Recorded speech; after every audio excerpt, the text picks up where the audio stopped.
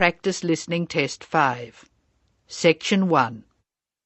Megan and Ken are deciding how they will spend the evening. Look at Section 1 of your listening test. You have some time to look at questions 1 to 7 now. You will see that there is an example which has been done for you. The conversation relating to this will be played first.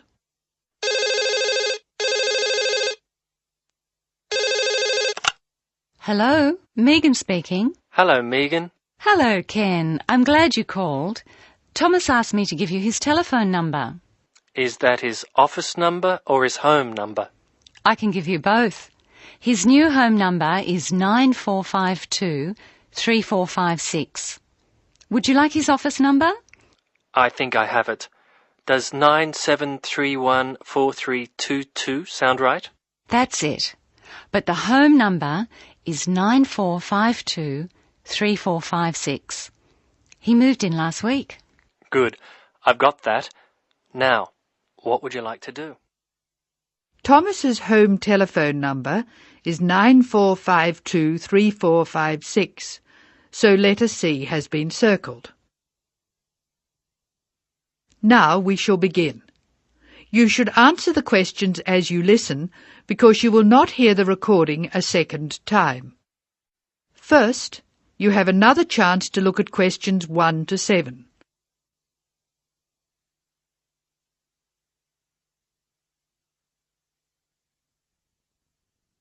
Now listen carefully and answer questions 1 to 7.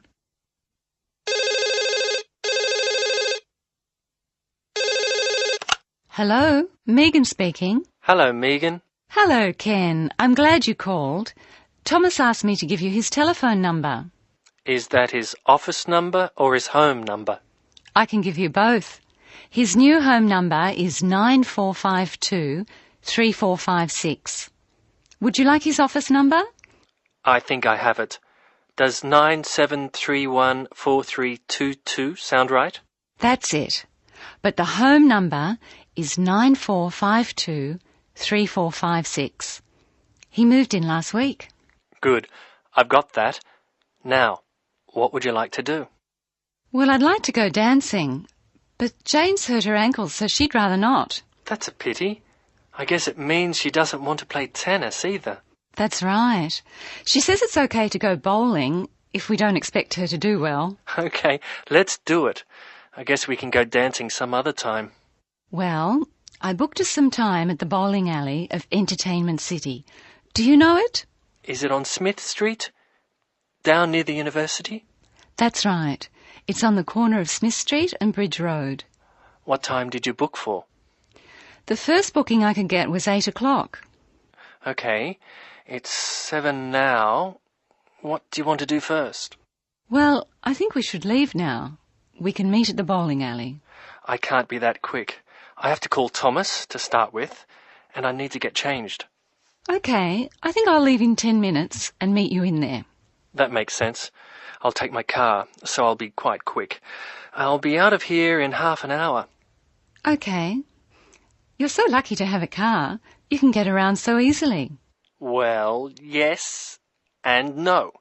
I often spend ages driving around trying to find a park. The traffic can be very bad. Well, that won't be a problem for me, because I'll take the bus. It goes right past my door, and I'll have plenty of time. Sounds good. Who else is coming? I think nearly everyone from the afternoon class will be there. Which class? The big maths class or the afternoon tutorial? The maths class. What's more, we get a concession for large numbers. That's good. I'm trying to keep my expenses down this month. So am I. I expect tonight will cost about $20. You must be good with money.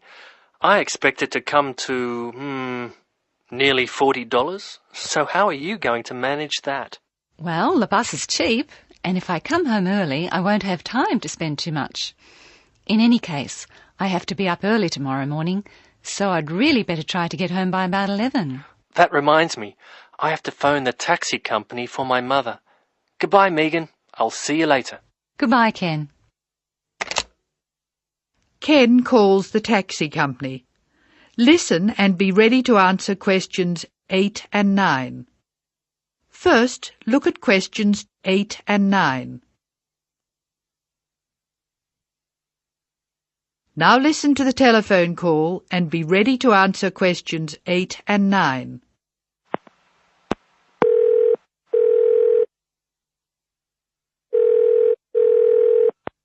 Thank you for calling Acme Cabs. Please follow the instructions on the tape. If you wish to order a cab now, press 1. If you have placed an order previously, press 2. If you wish to make an advance order, press 3. Please be ready to tell us your street number and name. If you wish to speak to the radio room supervisor, press 4. If you want to inquire about lost property, press 5. If you want to order a taxi equipped to carry wheelchairs, press 6. Your call is very important. Please stay on the line for the next available order taker. Hello, I think I left something in one of your cabs on Thursday. It was a brown paper package with an address written on it in green ink. Has anyone handed it in?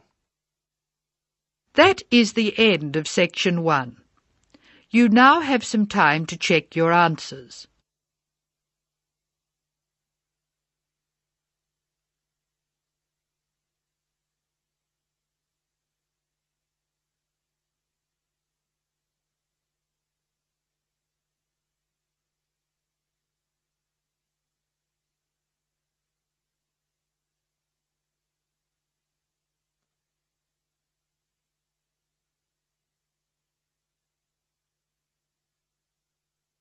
Now turn to section 2.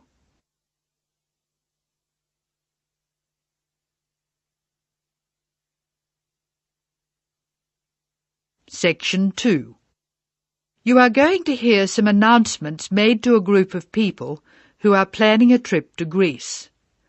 First, look at questions 10 to 15.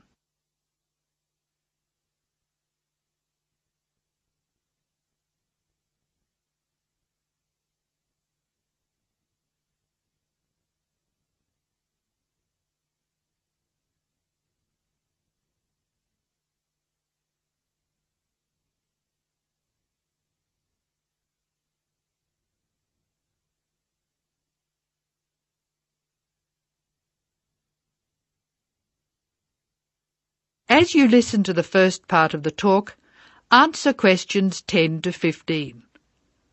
Write no more than 3 words or numbers for each answer. Good morning, everyone. I'm getting very excited about this trip to Greece, and I'm sure you are too. As you know, we didn't have all the details at our last meeting, but I can give them to you now. We'll leave London Gatwick Airport on British Airways next Wednesday. Please be sure to be at the airport by 6:30. I know it's early, but our departure time is 8:25 a.m. We're quite a large group and we don't want to have any hassles. Please be sure to have all your travel documents ready. We'll arrive in Athens at 2:25 in the afternoon and there'll be a vehicle there to meet us. It'll be a full-sized coach so everyone can travel together. We'll spend 3 full days in our hotel in Athens, although we're only being charged for 2 nights accommodation, which is good news. The second day we'll go to the National Archaeological Museum to see the enormous collection of ancient Greek works of art, antiques, statues, a brilliant display. We'll eat out at a typical Greek restaurant on Thursday night. It's going to be a very busy time in Athens. Friday morning and afternoon we'll visit historic sites, but we have nothing planned for the rest of the day. On Saturday we're off to the islands, the Greek islands of ancient myth and modern romance. Now the big news. At first we thought we'd take the ferry, but we've been very lucky to secure a sailing boat, which is big enough for all of us. I'm really excited about this part of the trip because we'll see the islands to the best advantage and we'll be able to cruise around and sleep on board. We'll get off at different islands and for one part of the trip we'll have people playing Greek traditional music actually on board with us. Now I'll pass out a brochure with all the details. Now look at questions 16 to 18.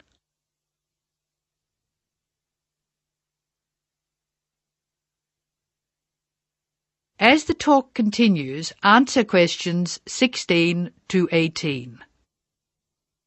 A lot of work has gone into organising this tour, and I'd like to thank in particular the travel agent who got us a really good deal, and the people at the British Museum who offered us such good advice. Trips like this only happen because of the hard work of really expert people. As you know, we have planned a gathering for when we return. I have a list of things which the committee would like you to bring to the party. They are your pictures and something to eat for everyone to share. You are almost bound to have people ask what we have in common and why we're travelling as a group. I suppose the answer is that we're interested in learning about old societies and vanished cultures, and we all enjoy travelling. Of course we enjoy fine food too, but that's not as important. Now look at questions 19 and 20.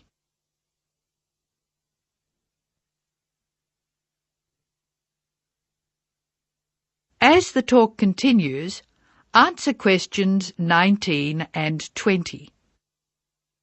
Oh, I nearly forgot the last piece of information. You'll see there are labels which I have passed around for you to put on all your luggage. Could you fill them in, please?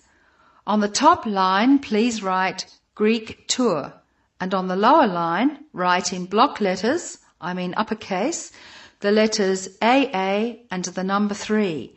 That's AA3. We need to have these labels clearly displayed to help the baggage handlers keep our luggage together on the different parts of our trip, so please don't take them off. That is the end of section 2. You now have some time to check your answers.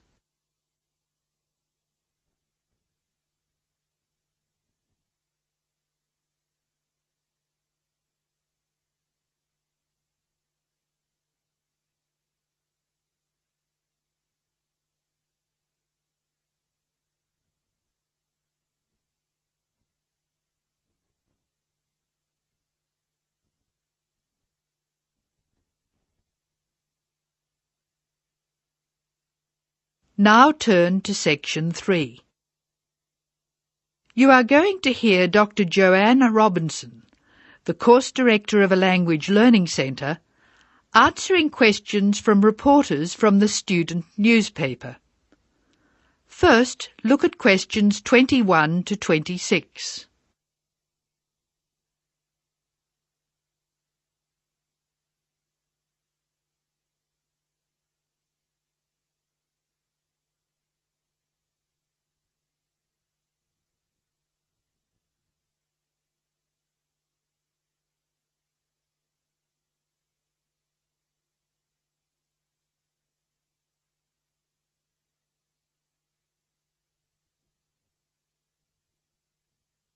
As you listen to the first part of the talk, answer questions 21 to 26.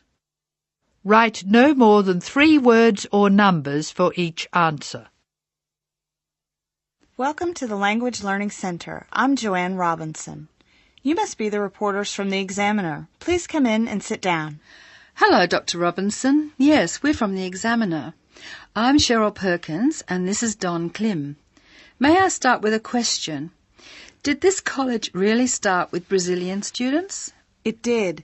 The Language Learning Center was founded in 1985 to look after a group of students from Brazil who wanted to study here. Those 20 students soon grew to 60, and as you can imagine, we had severe accommodation problems. Somebody said you were in the old amenities block, right near the engineering school. They have a good memory. Yes, we were there because the university hadn't believed we would expand so quickly. The problem wasn't solved until we moved into these new premises in Bancroft House in 1987. When did you start taking students from other countries? About 1990. We now have students from 13 different countries enrolled, and we expect a large group from Turkey next month. Yes, we've noticed a lot more advertisements for Turkish restaurants in our advertising section. Well, 40% of our students come from Turkey, by far the largest single national group, and I believe there's been an influx to the rest of the university. There are a lot of Turkish students studying hospitality. Do you offer anything special to the students? Yes, we do. There are several things which make us rather different from other language schools. English is certainly not restricted to English for academic purposes here. Sometimes we have extra classes for students who have particular courses in mind. And we have just said goodbye to a group of 30 Indonesian students who were preparing for a university course in agriculture. They came to us for English for farming, and they were with us for a long time. We miss them. How long do students usually stay at the Language Learning Centre? It varies, so I'll talk about the average. Most of our courses last for 5 weeks, but to make any real progress, a student needs to be here for at least 3 terms. That's 15 weeks. The students do better if they have a little time to settle in at the beginning of the course, and we offer an orientation course that lasts a week. Most students take it. It helps them to settle down, and it gives us plenty of time to test them and place them at the right level. How many people are in each class? We sometimes go up to 18, but our average class size is 14 students, and some classes have as few as 7 participants. It depends on the needs of the group. You were saying that you miss your students when they go. How do you attract students? I mean, how do they hear about the Language Learning Centre in the first place? We're included in the university advertising and marketing, and we have our own website. The thing which works best for us, though, is word of mouth. Students who leave us often send us their friends. In fact, a student who arrived today was carrying a photograph for me of a former student and his baby. It sounds like a nice place to be. It is. A lot of our students make lasting friendships while they're here. Now look at questions 27 to 31. As the talk continues, answer questions 27 to 31. Making friends with other students sounds special enough. I'd like to emphasize that in the student newspaper. We do try to get our students to be part of the wider university. How do you do that? Do you encourage them to join the sports centre, for instance? Indeed we do. The sports center is always looking for active participants, particularly in soccer. Oh, and something else. You might like to mention that we don't teach just English here. I mean, we're a language center, not an English language center. You may learn Spanish, Mandarin, and Russian here, and we can sometimes offer other languages. This means we can have some students who are native speakers of those languages as conversation partners for English-speaking students. Who can do these courses? At this stage, any native speaker of English. What about the people who are learning English? Can they do a non-English language course? At this time, only if they've almost finished their English language course. You see, we try very hard to involve students who are native speakers of English as conversation leaders, and we encourage our students to join groups on the campus. For instance, if they enjoy music, there is an active jazz group available to everyone, and that's a lot of fun. On the other hand, elementary students can't go to the drama group. Their English just isn't ready for that sort of activity. But the university choir welcomes all the singers it can find. They often do large productions that need a lot of voices. I imagine the special conversation groups are open to all your students. I wish they were. I'm sorry to say they're a special service we provide for elementary students only. Is there anything else I can tell you? I'd be really pleased if you could write about the courses we offer in foreign languages. I think our readers will be very interested in that. Thank you for your time, Dr. Robinson. Yes, thank you very much. Goodbye. Thank you for giving me the opportunity to talk about the center. It's always good to let the rest of the students at the university know what goes on in our classrooms and outside them. After all, many of our students leave us and then study for degrees in various disciplines on this campus. That is the end of section 3. You will now have some time to check your answers.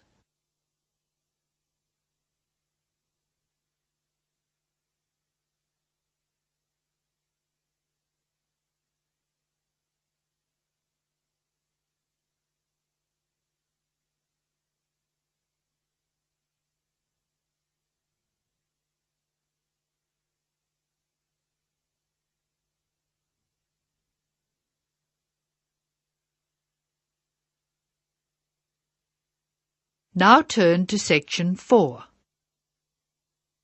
Section 4. You will hear a talk about the pitfalls and pleasures of being a postgraduate student. Look at questions 32 to 37.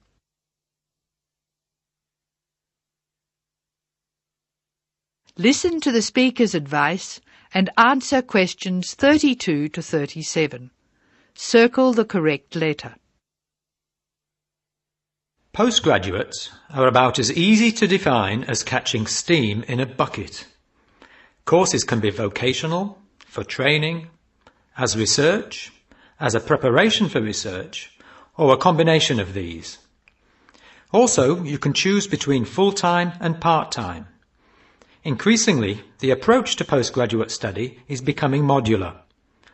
The vast majority of postgraduates are doing short, taught courses, many of which provide specific vocational training. Indeed, there has been a 400% increase in postgraduate numbers in Britain over the past 20 years. Current figures stand at just under 400,000. People undertake postgraduate study for many reasons. These may be academic, intellectual challenge, development of knowledge, vocational, training for a specific career goal, or only vague, drifting into further study. It is essential that you determine the reasons you want to become a postgraduate. If you have clear goals and reasons for studying, this will enhance your learning experience and help you to remain focused and motivated throughout your course. Where you study should be based on much more than the course you want to do. For some courses, you're likely to be there for several years, and it is important that you are happy living there. Check also what type of accommodation is available, and whether the institution provides any housing specifically for postgraduates. Choosing an institution and department is a difficult process. To determine quality, do not rely on the reputation of an institution, but find out what the ratings are from the most recent assessment exercises. Find out about the staff, their reputation, competence, enthusiasm, and friendliness. Visit the department if possible, and talk to existing postgraduates about their experience, satisfaction, comments, and complaints. Be very careful to check how they feel about their supervisors. Also, check what facilities are available, both at an institutional level, for example libraries, laboratory and computing facilities, and in the department, for example study room, desk, photocopying, secretarial support, etc. Everyone will have their own priorities here. I am always anxious to check the computer support available and regard it as slightly more important than library access. Your working environment and the support available to you plays an essential part in making your work as a postgraduate a positive experience. Life as a postgraduate can be very different to your other experiences of education.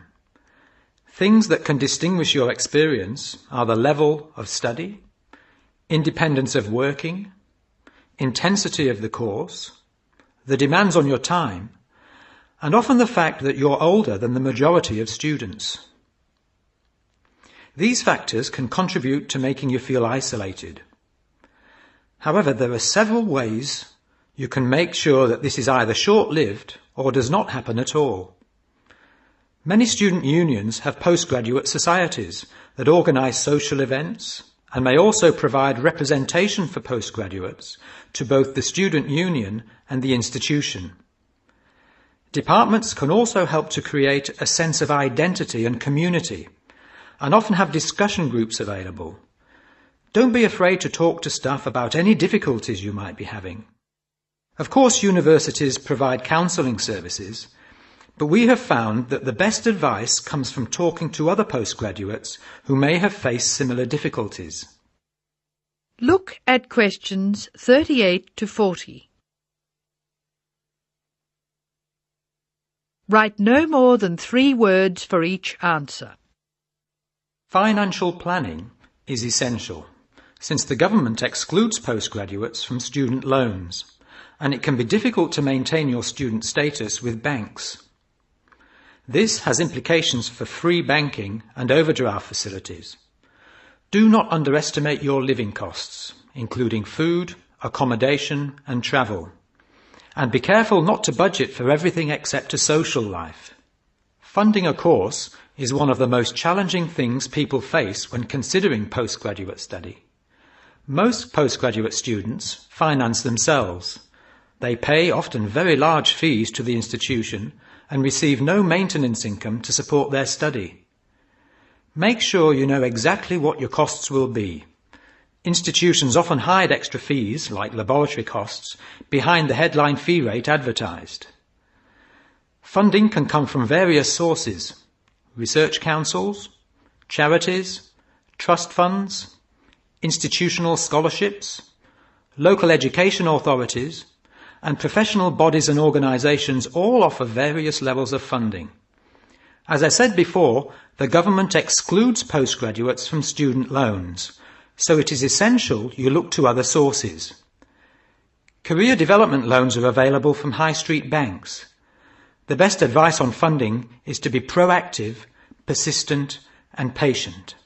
The postgraduate community in Britain is multinational, has a wide range of experience of life and work, and an exciting mix of goals, both career and academic. Being a postgraduate student should be a productive and fulfilling thing to do, and you will become part of a diverse and motivated social group. That is the end of section 4. You now have some time to check your answers.